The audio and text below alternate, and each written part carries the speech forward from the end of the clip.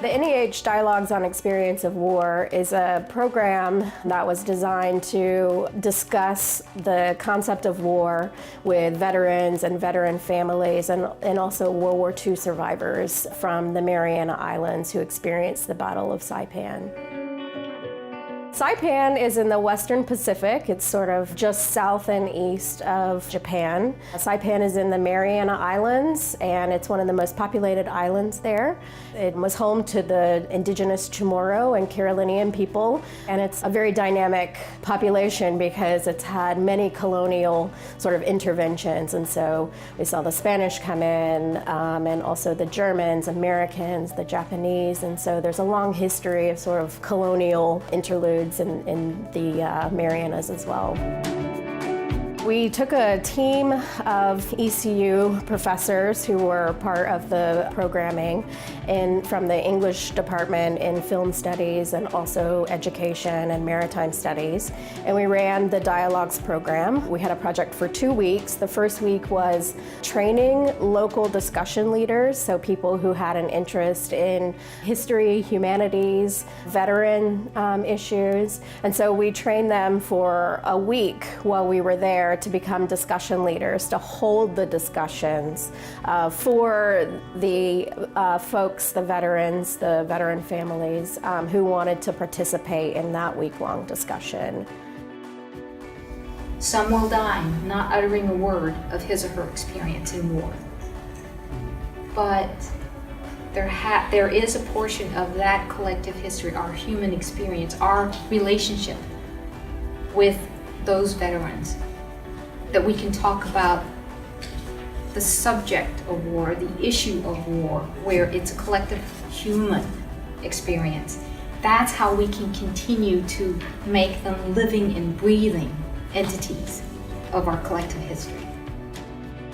We did everything from different discussion sessions every night where we discussed a different topic each night with humanities content that ranged from film to graphic novels to heritage sites that we did go and visit on the final days of the discussion session. Poetry, we used all kinds of materials. One of our themes was the enemy, and we used the John Borman film Hell in the Pacific to talk about the nature of the enemy and the very thin line in between friend and enemy, especially when survival is on the line. And this was a particularly meaningful topic.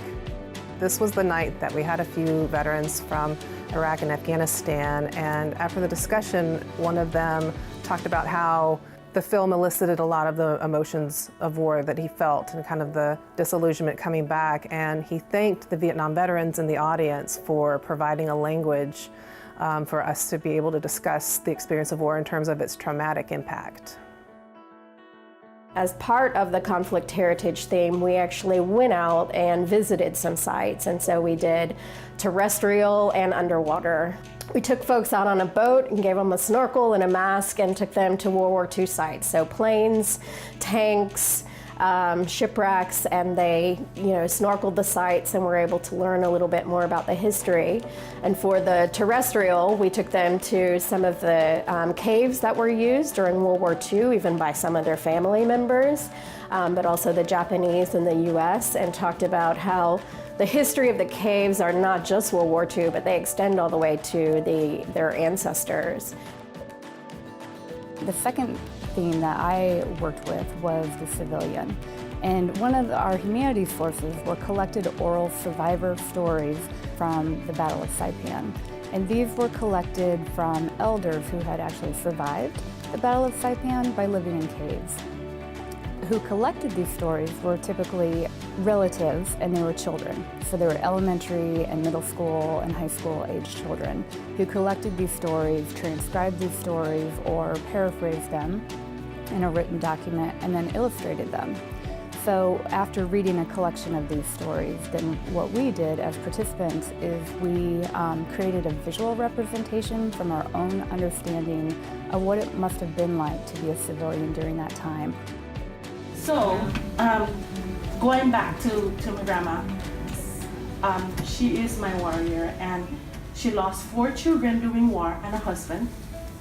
She literally came out with just one daughter who was 8 years old at that time. And when I lost my son, who is a veteran as well, I went to the grave and I asked my grandma, how did you live to 60-some years losing your children during war? And there was no group, compassionate group that time or whatever. How did you survive? But now I know, because I lost a child, my son, and I said, okay, Grandma, I have your heart and I have your stamina. You are a strong woman, I am a strong woman. Not being involved, if you're not a veteran, if you're not involved in the battle, understanding it from the perspective of being on site or seeing the vehicles that are used or the machines that are used is important in understanding the veterans' experience of war. And so to take the families out alongside the veterans and really looking at like how big these vehicles are and you know how many people it would take to actually operate these vehicles, and then what are the battle scars, you know, that you see, and we pointed some of those out in the field, you know, personalizing that experience. There's nothing like actually visiting a site to really get a sense of, you know, what happened there.